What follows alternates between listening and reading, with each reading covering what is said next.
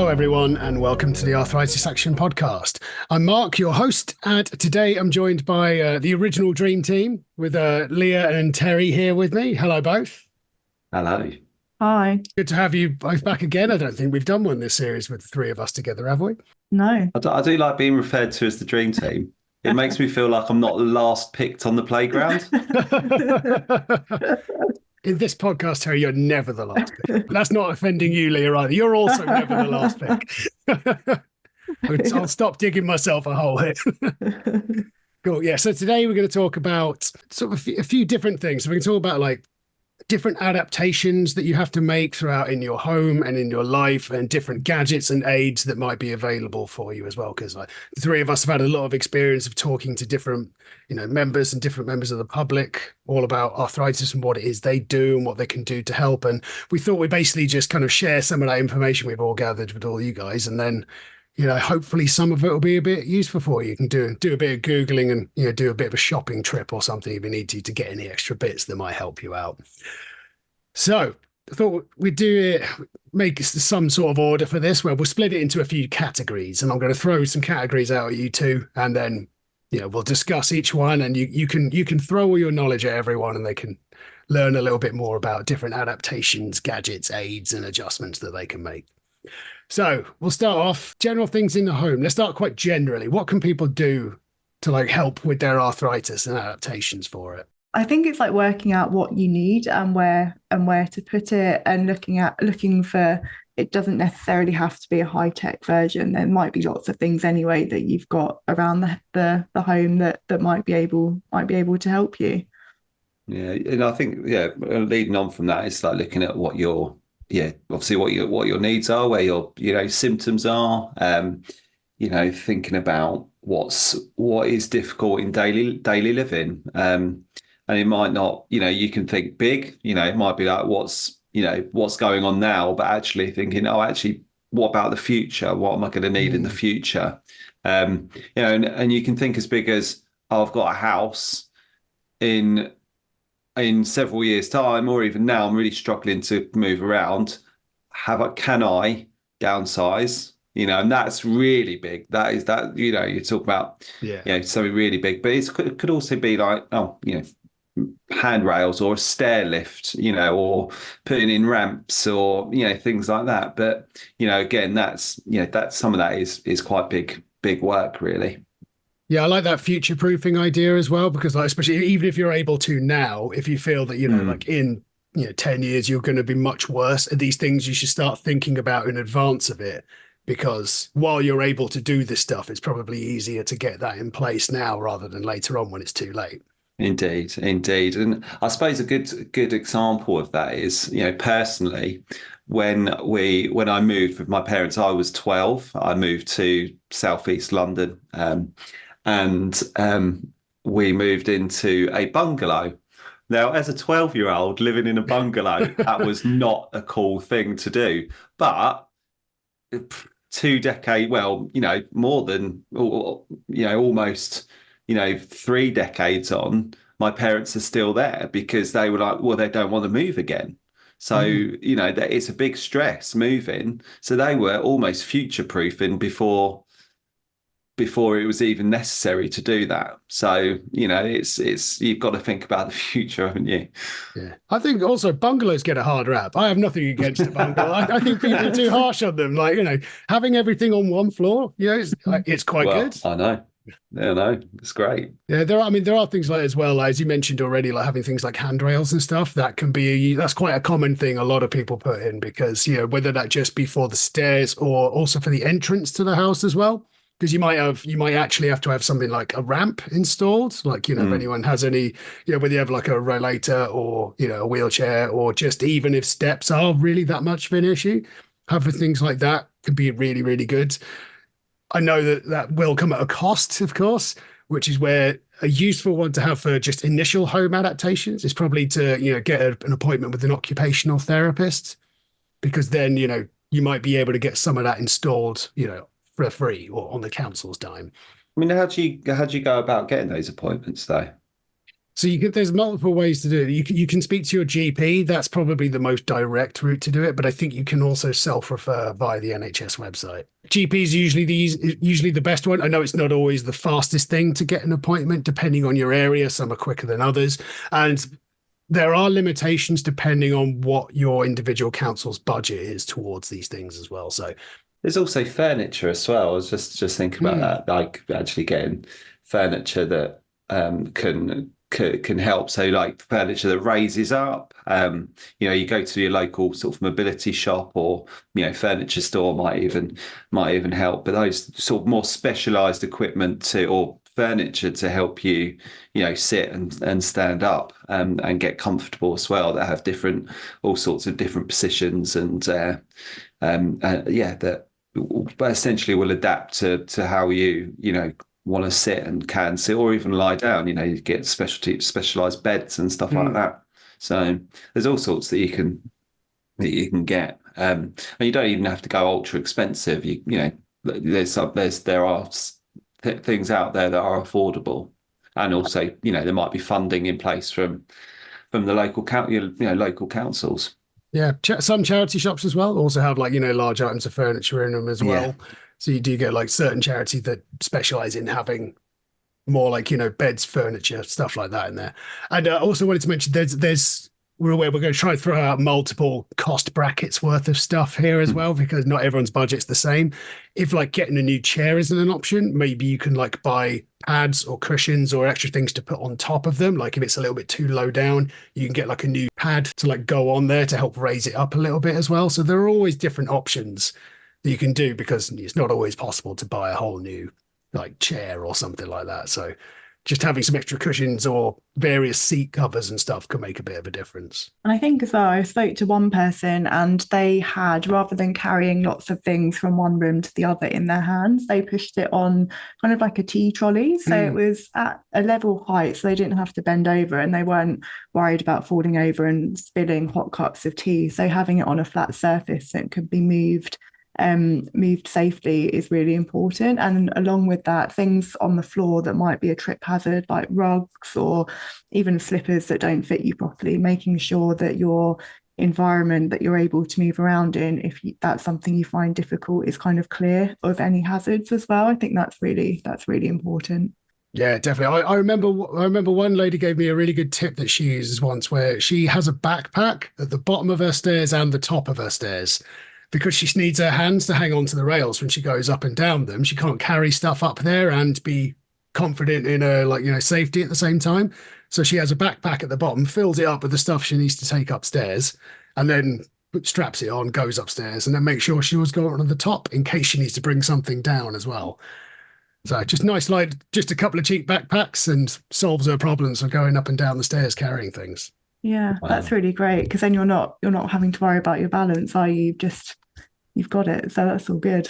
Not ideal for a cup of tea or anything like that, but maybe you can put a thermos in it, I guess. I was going to say, you can get a flask, can't you? So yeah, it's all sorts. I think it's being sort of almost being like an inventor. You can invent your own your own solutions, which is I love that example of the backpack. There's also, I was just thinking about things around the home to make it easy, like dressing. There's all sorts of dressing gadgets, things to pull your socks up that you don't have to bend down, and you think about shoes that you can slip on without having to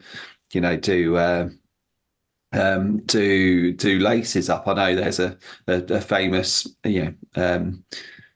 trainer or shoe company that have a special heel where you can just slide your foot in without the heel sort of folding inwards. So yeah, that is things like finding things like that are helpful. Velcro shirts, or that you can just don't have to fiddle with buttons or poppers. Yeah, and never underestimate the power of a good long shoehorn as well. That's one of those little cheap things you can buy them for a couple of quid. Things like that can make a big difference in just being able to just quickly put your shoes on and not worry about it. So let's move on to another area of the house, everyone's favorite room, the kitchen. Yeah, there's a lot going on there, isn't there, with Yeah. preparing food, cutting, cooking. I heard one the other day that I thought was quite good. I think a few people have said it is using like a chip pan, putting that in your saucepan whilst you're boiling something. So you then don't have to carry the saucepan of hot water over to the sink to drain it. You can use the chip pan and then pour the water, or a cloth sieve or whatever it might be, and then just pour the water out once it's cold. So Great one. And to avoid like chopping and that, you can get pre-chopped frozen veg that are they're great, and they're full of they retain their nutrients, so you don't have to worry about any loss of those vital vitamins and minerals. And it takes the stress out and the effort out of chopping as well. Yeah, to quote Basil Fawlty, it was fresh when it was frozen. Yeah. And you can get sort of frozen chopped chicken as well, and sliced chicken or diced chicken, and to be honest, that's what I get. It just makes life a lot easier and a lot quicker when you're cooking food. So yeah, have a look in your frozen section at your local supermarket, to look at things that are going to make life a bit easier. Yeah. Another nice one as well, which is like one of the most versatile bits of equipment I've seen for kitchens, is just a basic little silicone mat. So you can get them in all shapes and sizes, but usually they're like the size of just like a small plate or something like that. And they're very very cheap, and they can be used for multiple things. Like you put them on the counter when you're you can chop things on them. You can use them as like a grip for your hands to open jars as well. And they're just, if you're worried about like, say, something sliding around when chopping, you can put it on top of that. It will help grip it to the surface. It's a really useful, like multi-purpose thing that's like very cheap. I even keep one under my dog bowl as well because he pushes it off the side as well. So anything you need to stay in place, then that works out really well. And that just reminded me, kind of anything that you need, kind of keep it at a reachable height or in a place where you're not having to like burrow around in the back of a cupboard, like having it maybe on the counter or at the front of the cupboard or in a drawer that you can reach easily. If you find it difficult to maybe crouch down, try and not put things that you need all the time in a lower level cupboard. That's something as well. So it's not always about, we don't always have to buy something new, or it's just about maybe changing a bit of your environment to make it more accessible for you. I know. I remember speaking to someone, and they basically moved everything out of their sort of tall cupboards and put it at an accessible height, or in their lower cupboards, or it might have even been vice versa. If they had trouble sort of bending down, they put it on the wall cupboards. And again, I think this goes back to that's an inexpensive option, but you're losing a lot of space. You're basically making redundant some of your kitchen because you can't, you're not using that space. But then on the other end of the scale, looking at if you've got the spare income, maybe maybe have a specialist come in, a kitchen company come in and say, and help sort of maybe remodel or, put in sort of more of an accessible sort of options into your kitchen. So, we're looking at covering sort of the more sort of accessible options, and then obviously looking at the sort of more of the sort of cost heavy options as well.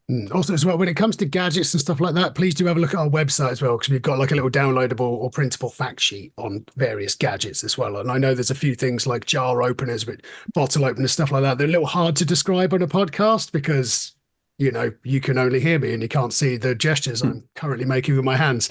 But yeah, have a look at those. We've got a few suggestions on there for you as well. How sort of readily available are these things, Mark? I mean, where can people go to? I mean, where do people go first to look for these things? Because obviously we talk about them, but we sort of, how do we help people look for these items? I think anywhere we can get homeware from usually has stuff like that. So without, we are not promoting any specific websites or brands, but just as an example of somewhere you could look, somewhere like Amazon usually have like as a one-stop shop for a lot of things. Lakeland, I would have said Wilco, but RIP Wilco, like B&M or whichever one has replaced it in your area, something like that. Maybe even Argos as well. We'll have like a couple of little bits. So that there are lots of different sort of like easily accessible shops that you can do. Obviously, whichever one you prefer, go to that type of place as well. We have no no stake in the game as to where you buy your things from. But yeah, just anywhere that sells homeware essentially usually will have some type of gadget that you'll be able to buy. But let's move on. We could spend all day talking about the kitchen, but there's other rooms in the house we've got to talk about. So the bedroom. What about the bedroom? Think of like even keeping warm, like things like heated blankets if you struggle with the cold weather and your arthritis, things like that can be really helpful. And I think you said earlier, Terry, about changing up your furniture if you're able to, if there's a bed that's maybe a bit higher and easy to get into, or even a mattress that's a little bit firmer, that's going to be a bit more supportive for your joints. But again, it does come down to different price points or the space that you've got available. What are leg swingers? I do want to mention leg swingers because I don't know what they are. Okay, right. So yeah, leg swingers. So we're referring to our notes here, everybody, because I've written a few notes in the podcast. So leg swingers, I'm not sure 100% that's the official title of them. Basically, you can buy. It's kind of like you can make these yourself as well, but you can buy them pre-made. It's basically where you could have something that you loop onto your foot and help lift yourself up onto the bed. So if you sit on the edge of the bed, have a little loop, you stick your foot in, and it helps you lift your legs up onto the bed if it's a bit too high for you to lift your legs up. So I've heard them referred to as leg swingers. I hope that that's a socially acceptable term, or at least an accurate term. But I do know that someone who's come to one of our groups, she uses the waist belt from a dressing gown, and she's just tied a knot in the end of it and a little loop in the end of it, puts her foot in it, and it helps her lift her foot onto the bed because she can't do that very well without having to roll backwards like a tortoise or something like that. It's genius. I love that. Yeah. Right. And one that's come up before is hair dryers as well, because if you can't hold a hair dryer, obviously me and you, Mark, don't have a issue with this. Less of an issue for us follically challenged people.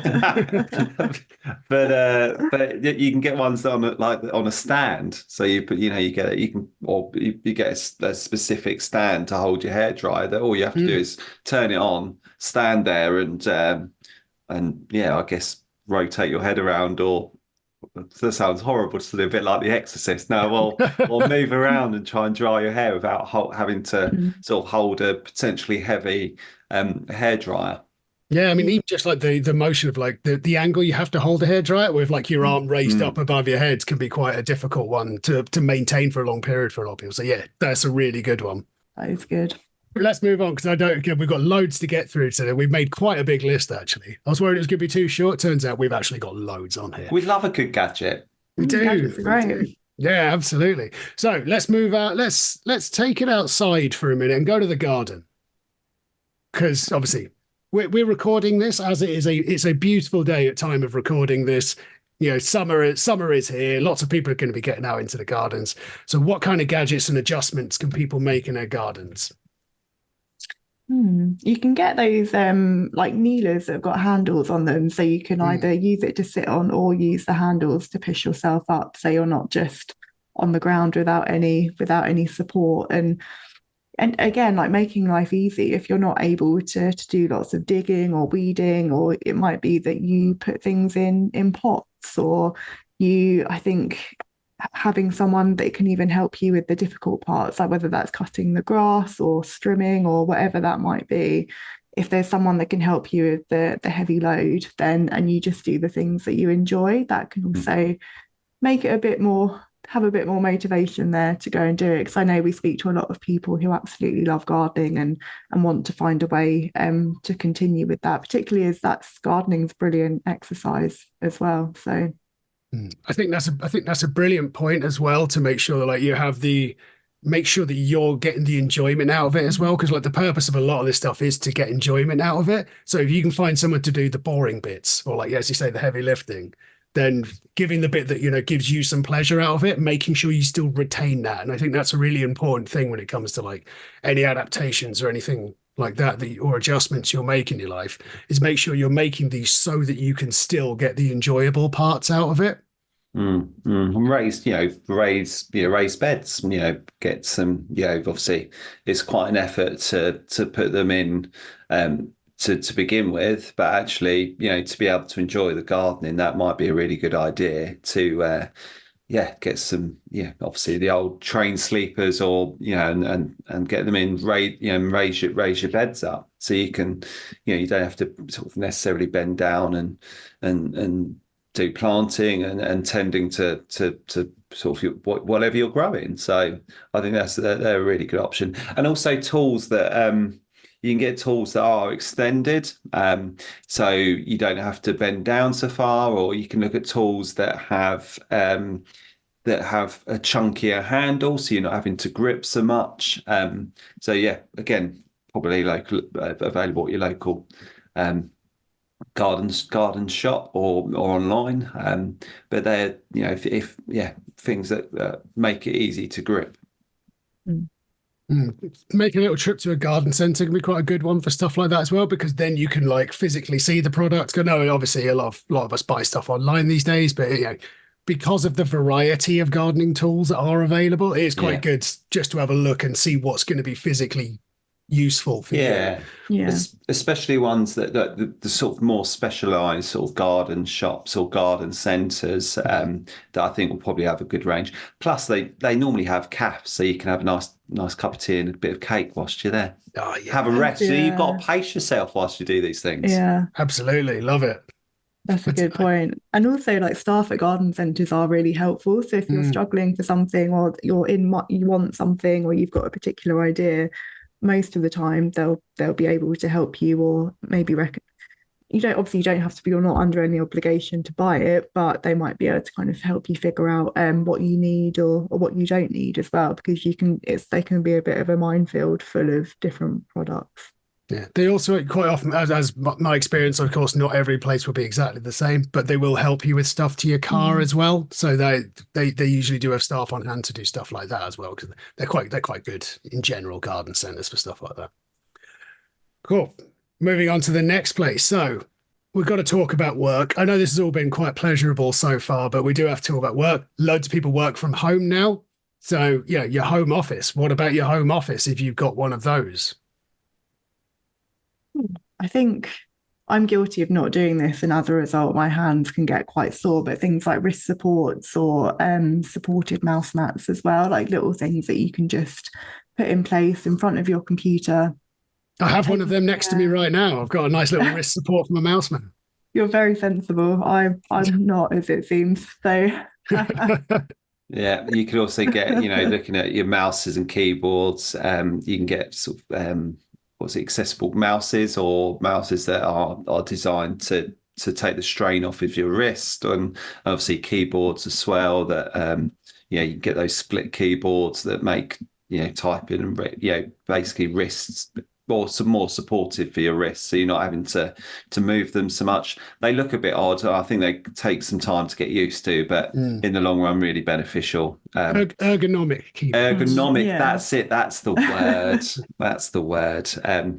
The also what's come up before and has been quite popular in some of our groups is heated mouse mats or heated desk mats. So like a desk mat is basically a giant mouse mat. Not only does it provide cushioning for your hands, but actually and also grip. But some of them you get that are heated that plug in to, I think they're basically a USB plug-in, and it'll heat up the mouse mat, and that'll be quite soothing for your hands, keep them warm, and they've been quite popular, certainly recommended in our groups where I've been told that they've been put onto Christmas wish lists. So have a look at heated mouse mats or heated desk mats. And you can also use like yoga mats or anti-fatigue mats if you get sick of sitting down all day and finding a way to stand up, whether that's, I don't know, putting your laptop on a kitchen counter or taking breaks from the screen every so often as well. And yeah, you might have one of those already in your house, like a yoga mat. You don't have to necessarily go and buy an expensive anti-fatigue mat, but just something that can help you feel a bit more comfortable, because we're all guilty, I think, of sitting in front of a laptop and then 2 hours later you're hunched over and it's really uncomfortable. Yeah, check your posture constantly, because I've just done that myself now. And now, thank you for mentioning it, Leah, because I realized I was just slouching. So yeah, make sure everyone listening to this, make sure you check your posture now. Sit up straight. Straight.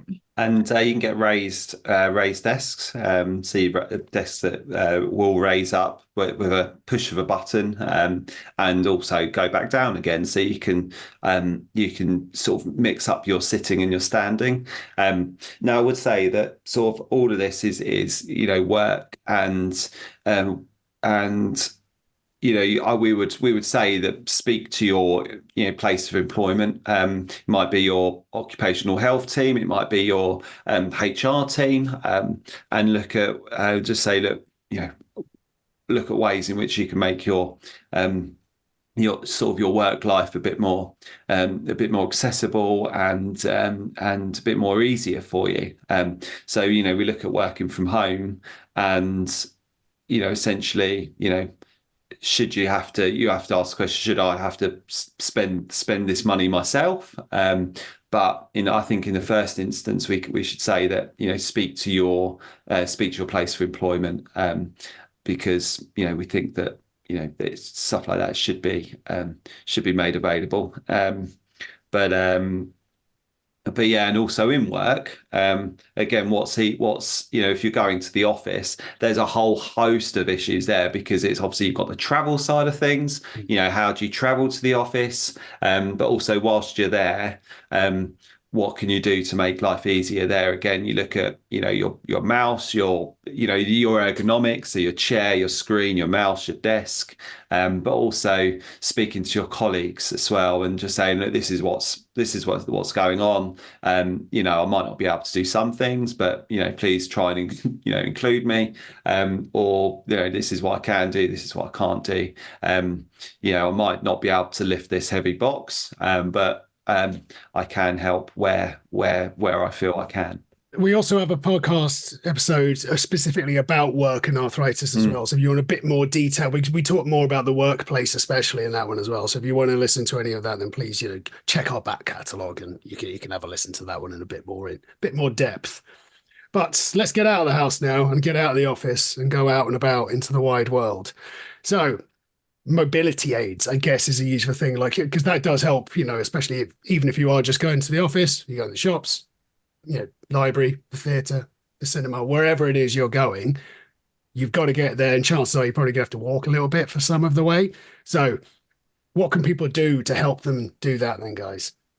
I think if you have a disability, most places like the theatre or entertainment venues, if you tell them that you have issues with your mobility, they're usually very supportive, and I think it comes down to even what we were saying about work, that level of communication is key, and kind of not being afraid to tell people, because most of the time people will want to help you, and that way you'll be able to enjoy your experience a little bit more.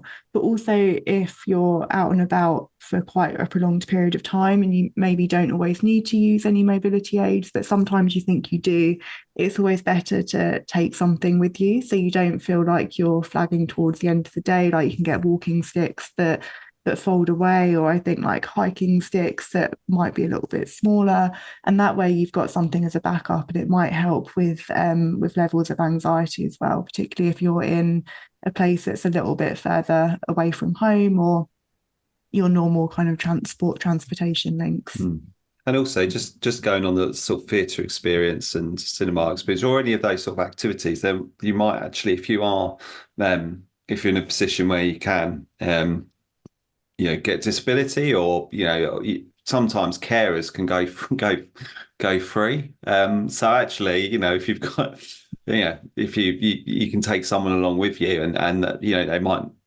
not necessarily need to pay, but do obviously check out the policies for the place that you're going to, and what they have to offer. And obviously, if you're going out, obviously just drawing on the point Leah was making about being out and about, is look at what's going to make life comfortable. Look at your footwear. If you're going to be standing up, have you got appropriate footwear on? Stuff that footwear that's going to not only provide comfort but support as well. So again, you might need to have a shop around and look at the best options, and if you're like me, you might want footwear that looks cool and on trend. Not that I'm a trendsetter, but actually sometimes you might need to forget that in order to actually have appropriate footwear that provides the support and comfort that you need.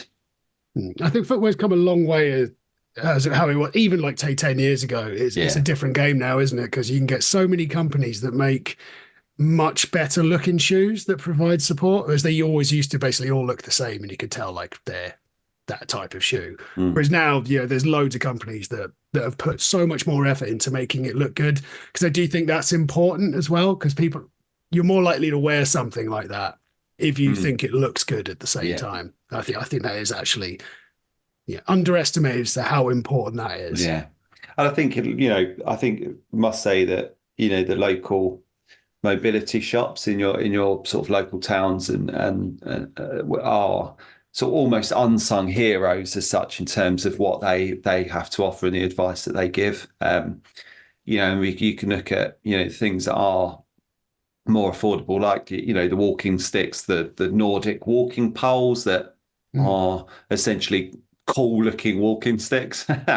And also, go on the walking sticks, you can always jazz them up with stickers and all sorts of designs, and you can get different design sticks these days. You can get like, camouflage, you can get I don't know, like tiger stripes or whatever it is, whatever design going, I think you can get them. But you also looking at the more of the, I guess, expensive side of things, like mobility scooters. Although you probably can get funding for those or certain discounts.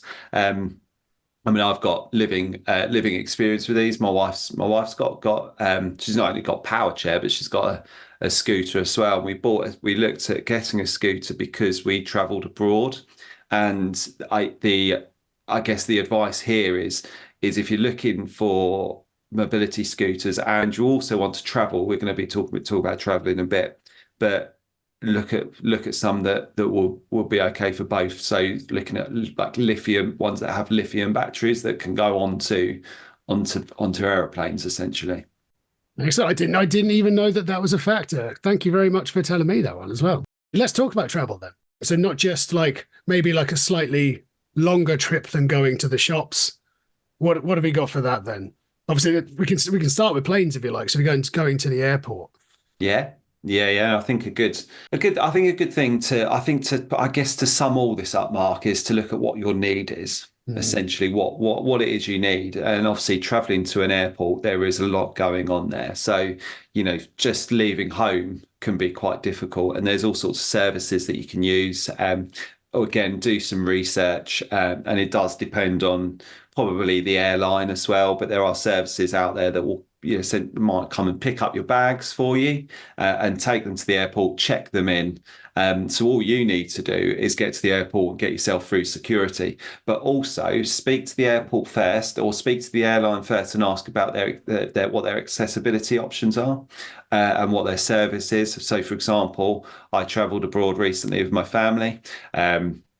My assumption was that you would speak to the airport on their accessibility service. But that's not the case. You have to do it through the airline. So another bit of advice there is speak to the airline, because they then deal with the airport. I thought it would be like you got to speak to one person at the airport and then they liaise with all the airlines. No, you speak to the airline first, because I think they're responsible for getting you onto the plane. But so there's all sorts of options. You can get companies that will come and pick your luggage up and deal with all that. The airports are quite good with helping you through the airport. But you have to sort of essentially book that and arrange that before you travel. Lots of pre-planning, essentially. Lots of pre-planning, yeah. Yes. You don't want to show up somewhere being underprepared and turns out you actually had to speak to someone else, as you say, about the airline rather than the airport. Yeah. And this is just lived experience and learning for me. But I booked the the holiday car parking. But of course, I didn't notify the holiday car park that we essentially needed like a disability space.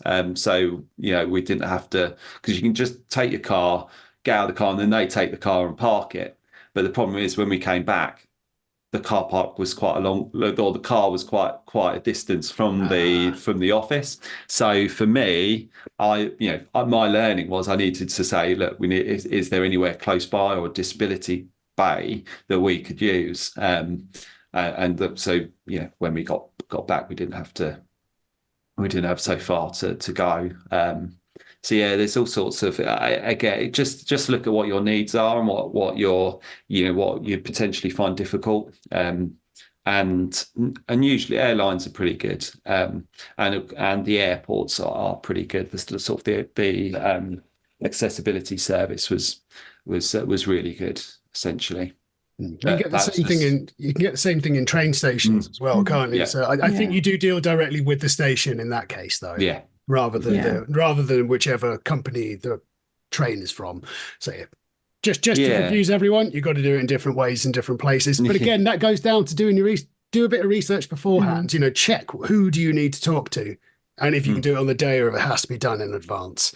Yeah. And but having stuff like that, it's really useful. Like on a train, I've seen it plenty of times where, like, if you need a ramp or something like that to get on or off it, they'll call ahead once you're like, they'll get you on there, then they'll call ahead to let them know what station you're getting off at and what car you're in as well in the train. So that way someone will be waiting for you to help you get off easier as well. Yeah, and use Google Maps to look at sort of the accessibility options, because quite often it might take it will tell you, I think it tells you sort of what stations, or they will have lifts that you can use, or obviously if you're in London, I think there's probably a TfL app that will do that as well, Travel for London app. So yeah, use all those sorts of tools and services available to map out your journey as well. So it's all, just consider that you can't be sort of over planned in this instance. Yeah, always better to over plan than under plan. Yeah. Indeed. In case anyone's been worrying that we have not mentioned planning enough times in this podcast, I know that we really do go on about it a lot, but it is seriously, that is one of the things to make your life so much easier. I thought I heard a saying previously, perfect planning prevents poor performance. Okay. So 5 Ps or something like that, whatever it is. I think, you've got to make plans, make lists as well, just so you're covered, really.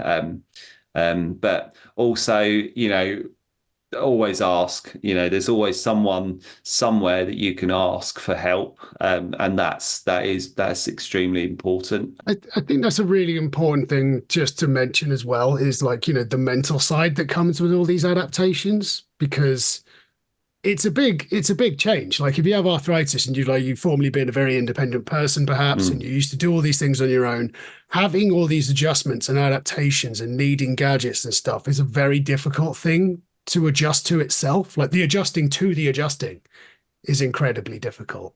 I think it's not being afraid, isn't it, to ask for help and having that acceptance in that it might feel difficult to begin with, but the more you put off kind of asking for help or using gadgets, the harder things are going to be. Because a good way to look at it is these are all here to make your life easier. Most people are willing to help, strangers, friends, family, transport staff, or whoever. It's about kind of plucking up the courage to think, well, I need this help. It will help me live my life more independently. If you have kind of like a toolkit really of things around the house, or a backup plan when you're out and about, and not being afraid to use them because you think, oh, it'll make me look silly or people might laugh. That's most likely not the case. People will just be impressed that you found something that works for you and makes your life easier. Sometimes you've got to think about sort of going on a journey as such, and before sat navs and Google Maps that would tell you where to go, when you ask for help or ask for directions somewhere, quite often it's too late, you're lost already. So actually, it's if you ask for help before it becomes too late, or again, all these aids and adaptations and gadgets, looking at the big things like do I need to move home? Do I need to get more of an accessible car? Do I need to stuff like that?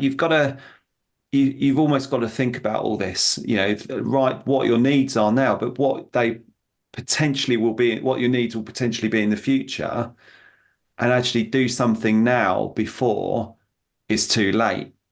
Don't get to the point where you're going to have to put over on the side of the road and ask a stranger for directions, because quite often then it's too late. So just think about what you need now, what your needs are now, and what they might be in the future, and plan ahead. It might be you have to start saving now, or it might be you have to make that move now. It might be that you need to go to a local shop to say, right, well, this might be a little bit embarrassing asking for support, asking for advice. This is what I need to, I don't know, open a jar or whatever. But actually, doing that now will be beneficial in the long run. Love it. Yeah, that's a great point. Yeah, that's a great note to end on, actually, I think. So we'll finish with that one. Great job, Terry. That was great. Sorry, Marc. I just no. You should be a motivational speaker. I feel all pumped up from it. I love it. Right, where's my local council? I'm going to become an MP.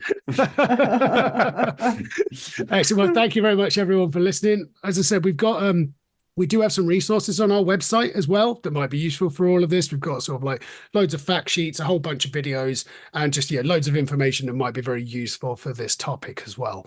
So you can visit our website, which is www.arthritisaction.org.uk, or feel free to send us an email if you've got any questions or there's anything you'd like to hear on a podcast, or just let us know any of your thoughts. We'd love to hear from you. And the address is podcast@arthritisaction.org.uk. Brilliant. So thank you very much, Leah and Terry. Great to have you back again. Thank you. Thanks. It's great to have the dream team back. Yeah, it was good fun. Great. Thank you, everyone, for listening. Cheers. Bye-bye.